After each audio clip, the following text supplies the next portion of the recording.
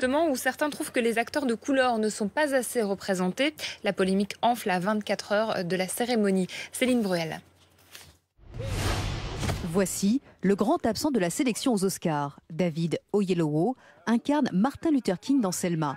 Sa non-nomination est perçue comme un signe de discrimination par certains. Il joue Martin Luther King et normalement c'est ce genre de performance qui apporte une nomination aux Oscars. C'est un personnage qui a existé, il y a une transformation physique pour l'acteur et il joue très bien dans le film.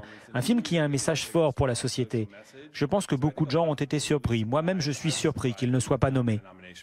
Plus véhément encore, ces militants contre le racisme critiquent l'Académie du cinéma, composée à plus de 90% de blancs, qui n'a pas nominé une seule personne de couleur aux Oscars. Hollywood et l'industrie du cinéma répètent sans arrêt qu'ils veulent la diversité. Ils font la promotion de la diversité, mais en fait, on n'a pas vraiment de diversité. Le message, c'est qu'il faut être fidèle à ce qu'on dit, être fidèle à ses principes pour que l'industrie soit vraiment le reflet de l'Amérique. D'ailleurs, c'est l'Amérique qui permet à cette industrie de vivre et de payer ses factures. Les militants ont donc décidé de manifester dimanche à quelques mètres du tapis rouge des Oscars. Le Paris Saint-Germain est ce soir provisoirement en tête de la Ligue 1 après avoir battu Toulouse 3-1 cet après-midi. Et on va regarder les images tout de suite. Les Parisiens ont ouvert le score par Adrien Rabiot à la conclusion d'un joli mouvement collectif à la 27e minute. Le même Rabiot aggrave le score en début de deuxième période. Toulouse réagit, réduit la marque 3 minutes plus tard par Ben Yedder. Un sursaut pour rien puisque Paris inscrit son troisième but par Thiago Silva. À un quart d'heure de la fin de la rencontre, le PSG reprend donc la tête provisoire du classement en attendant Lyon-Nantes demain. Sachez également que la rencontre Évian-Lorient qui était prévue ce soir a été reportée à cause de la neige, vous le voyez. Merci Lucie. À tout à l'heure.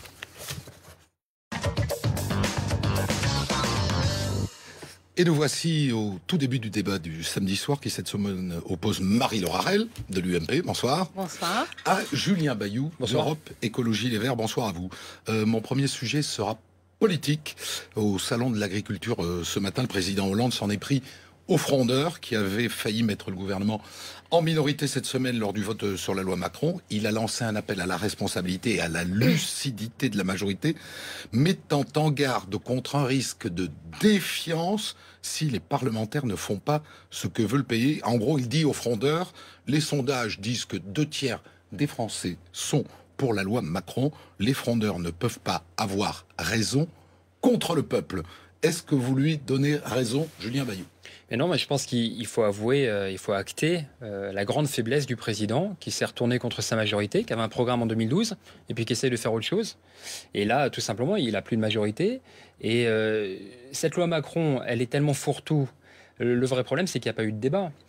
Par exemple, sur le travail il était long quand même. Oui, mais jamais ils ont accepté des compensations. Moi, par exemple, il y a 10 ans, je travaillais le dimanche en tant qu'étudiant. J'étais payé 100% en plus. C'est intéressant. Là, ils ont refusé les compensations. Il n'y a jamais eu de... Ils ont toujours tenu. Et les seuls points sur lesquels ils ont reculé, c'est les points sur les professions réglementées, où là, peut-être, effectivement, il y avait quelque chose à gagner pour les Français. Mais cette idée qui est quand même... On voit bien que c'est ça qui développe Hollande. J'ai le peuple avec moi, vous ne pouvez pas avoir raison contre le peuple. Mais sur cette loi. Encore une fois, nous, les écologistes, on aurait voté contre pour la simple et bonne raison. Par exemple, sur le droit de l'environnement, on est pour la simplification. Mais on est aussi pour le fait que les citoyens puissent se prononcer, pour éviter que vous ayez quelque chose de toxique qui nuise à la santé de vos enfants à côté, sans que vous vous prononciez. Eh bien, ils ne demandaient pas la simplification du droit de l'environnement. Ils demandaient le droit de pouvoir le détricoter dans le dos du Parlement. Pourquoi est-ce qu'on a peur du débat en France ? Enfin, ça montre bien que notre démocratie est à bout de souffle. Par exemple, l'UMP, qui était pour cette loi, est très heureuse de ne pas finalement avoir eu à la voter. Vous voyez bien qu'il y a un problème de posture là-dedans. C'est pas la question de cette loi. Il y a 200 articles. Mais oui, de posture, malheureusement. C'est intéressant, Marie-Laure Harel. Pour revenir sur le fond réel de votre question, puisque François Hollande fait référence au sondage, moi j'ai deux choses à dire. La première, d'abord, il y a quelque chose qui est très très grave dans ce qu'il est en train d'expliquer, c'est qu'il dit...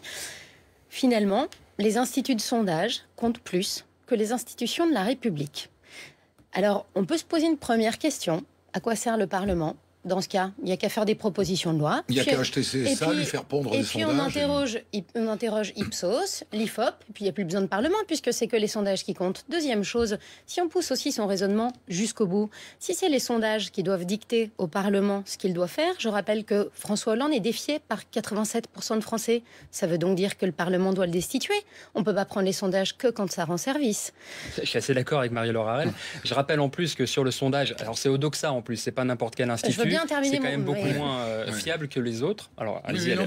Non, effectivement, dans ce cas-là, on ne prend pas des décisions aussi importantes que l'abolition de la peine de mort. Aujourd'hui, les Français sont pour l'abolition de la peine de mort. Mais quand François Mitterrand l'a fait, c'était pas évident. Et effectivement, aujourd'hui, il y a plus de 80% des Français qui désapprouvent la politique de Hollande. Il y a bien une raison, c'est parce qu'elle ne marche pas. Donc il faut en changer. Alors, je vais partir de votre point, mais on va être tout de suite beaucoup moins d'accord. Ça, c'était sur la forme. Je trouve que ces propos sont très graves. Sur le fond, bon, ça se saurait si François Hollande était courageux. C'est quand même beaucoup plus facile de se planquer derrière des sondages plutôt que d'admettre que son programme et le socialisme d'un point de vue économique, le socialisme à l'ancienne, celui des frondeurs, n'est pas viable d'un point de vue économique. Moi, je vais vous dire, je comprends parfaitement la révolte des frondeurs, évidemment. On a affaire à un président qui est atteint de schizophrénie politique. À un moment donné, il déteste la finance, après il prend l'un d'entre eux à Bercy, il déteste les riches, il va faire des courbettes à Davos, il défie l'Europe et il se met à quatre pattes devant Merkel, il veut rendre du pouvoir d'achat aux Français, il les accable d'impôts.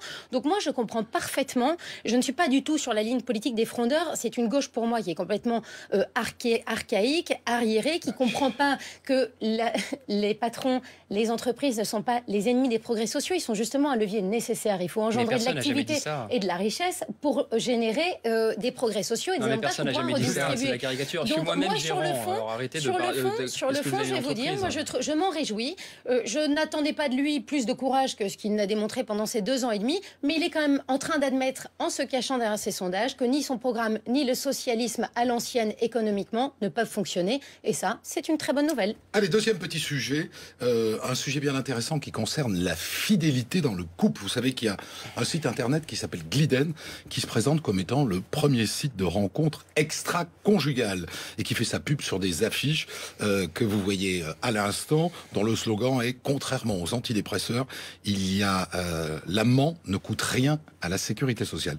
Ce site et surtout cette publicité ont mis en colère il y a quelques jours les associations familiales catholiques qui ont décidé d'attaquer le site en justice et demander à la RATP notamment de retirer ces affiches de pub des couloirs des métros au prétexte qu'ils font promo de l'infidélité. Aujourd'hui, 170 élus, plutôt de droite, de l'Île-de-France, ont rejoint ces dernières heures ce combat en disant « Cette atteinte à la fidélité touche le socle de la confiance dans le mariage républicain ». Vous le comprenez, vous les comprenez, Marie-Laure Harel? Je fais une distinction, moi, entre les élus et les associations. Alors, les élus n'ont pas saisi les tribunaux, ils ont fait pression sur les afficheurs. Ils n'ont aucun droit de faire pression sur les afficheurs. D'abord, l'illégalité de ce site n'est pas avérée. Deuxièmement, l'adultère n'est pas pénalement répréhensible. Troisièmement, le Conseil d'État dit, c'est une jurisprudence qui existe depuis 1997, qu'il n'appartient pas à un maire de décider de la moralité ou non de publicité. Enfin, pour terminer, pour ce qui concerne les élus, je pense qu'il n'est pas du rôle de l'État et des pouvoirs publics de rentrer dans la vie intime des gens et encore moins dans leur lit. Sinon, ça voudrait dire, notamment, qu'un maire ou un élu peut décider parce qu'il est à titre personnel contre la contraception, qu'on ne met pas de distributeur de préservatifs ou qu'on empêche les communications sur le préservatif dans sa ville, alors que ça fait partie de politique de santé publique. Donc les élus n'ont rien à faire dedans.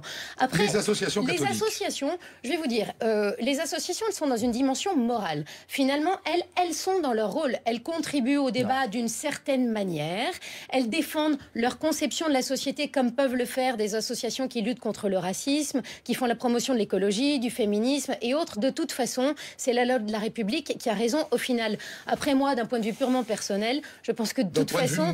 Mais je vais vous dire, attendez, c'est pas les publicités qui incitent les gens à commettre l'adultère, c'est davantage un état d'esprit ou la situation d'un couple. Les publicités n'y changent pas grand-chose, je pense. Julien Bayou. Mais oui, mais là, on est encore dans le combat d'arrière-garde. C'est dommage parce que quand on voit ce que dit le pape sur tout un tas de sujets, d'avoir des associations catholiques qui pourraient porter des projets de société, élever la spiritualité des gens, comme les autres religions, et se battre là-dessus. La pub, elle est mignonne comme tout, ça ne dit absolument rien. Et puis, dans le code pénal, il y a quand même écrit « les époux se jurent fidélité ». Donc c'est bien un contrat Entre eux, ça les regarde. Voilà, ça ne regarde pas la police des mœurs. Donc, on est d'accord. Et puis dans ce cas-là, on ferme les bars, parce que c'est dans les bars que les gens s'embrassent. On ferme les boîtes de nuit. Enfin, vous voyez bien où ça nous mène. Et c'est vraiment assez triste, encore une fois. Moi, j'aimerais entendre les associations catholiques sur le projet du pape de réconcilier les divorcés avec la spiritualité. Ou par exemple, les associations catholiques sur la pub de Robert Ménard à Béziers, qui encourage littéralement la violence, vous savez, en mettant un énorme gun, un gros pistolet là, en disant voilà, c'est l'ami de la police, ou sur les pubs qui favorisent la mauvaise consommation des enfants sur les produits qui les rendent obèses. Pourquoi pas? Mais là, vraiment, là, c'est...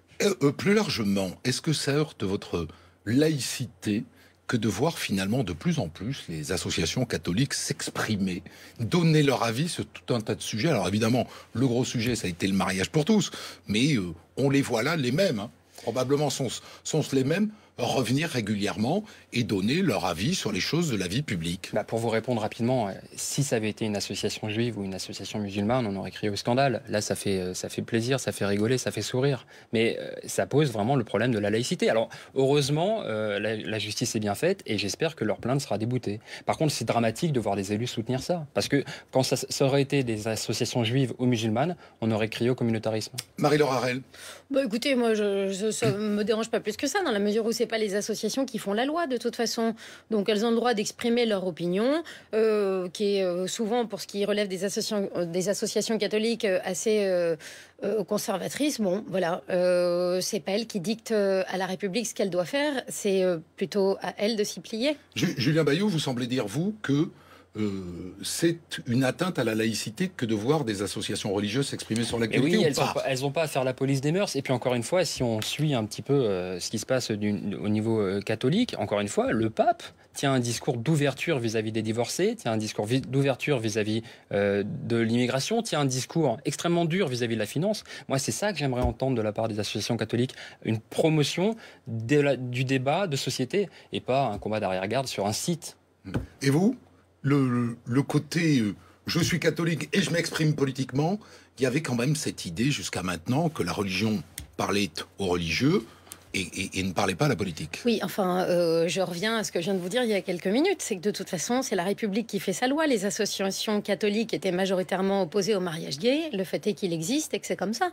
Est-ce qu'il faut qu'on s'habitue dans les années qui viennent à ce que les associations catholiques, les associations musulmanes et les associations juives régulièrement donnent leur avis sur l'actualité ? Mais qu'elles donnent leur avis, mais qu'elles pèsent pas. Et puis surtout, c'est pas aux élus de soutenir ces élucubrations. Je suis tout à fait d'accord. Il y a une vraie distinction à faire. C'est les élus qui n'ont pas du tout leur place dans le débat. Là, c'est pas les associations. Elles ont le droit de défendre ce qu'elles veulent. Mais les élus ont à faire preuve d'un peu d'objectivité. Le travail d'un élu, c'est d'appliquer et de défendre la loi. Point. C'est tout. Et puis c'est dommage parce que ça envoie une telle image des catholiques. C'est tragique. J'aimerais dire aux catholiques intégristes qu'ils sont pas obligés d'utiliser le site internet, si ça peut les rassurer. Dernier petit sujet comme ça pour la route. Il semble que François Hollande soit sur le point de voter une loi qui mettrait fin au gaspillage des denrées alimentaires par les supermarchés, les obligeant à donner les denrées alimentaires aux organisations humanitaires pour qu'elles soient redistribuées aux pauvres. Est-ce que cette idée a votre soutien ou pas ? Soutien complet, on gaspille 25% des produits. Il faut aussi lutter contre le suremballage. Il faut aussi étendre la durée de vie des produits parce que malheureusement, on les restreint sur une durée trop courte alors qu'ils sont encore consommables pendant très longtemps. Mais c'est quelque chose qu'il faut faire au niveau européen et puis aussi peser sur les supermarchés parce qu'il ne faut pas qu'ils donnent, il faut qu'ils baissent les prix. Marie-Laure Harel. Je soutiens totalement. Je crois que vous recevez juste après Arash Arambach, qui est l'homme qui a initié poussé cette idée en France. Cette pétition. C'est pas le seul. Il y a aussi des associations qui travaillent depuis très longtemps sur le sujet. Je ne dis pas que c'est la seule personne.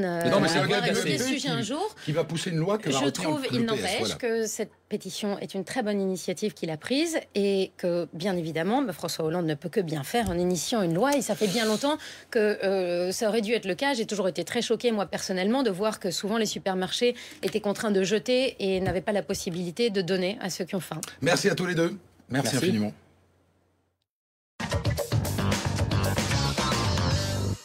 Et voici la météo de Marc. Et ça va aller mieux demain, ça va pas durer. Restez au chaud pendant la météo avec Uniso, isolation par l'extérieur et protection de façade.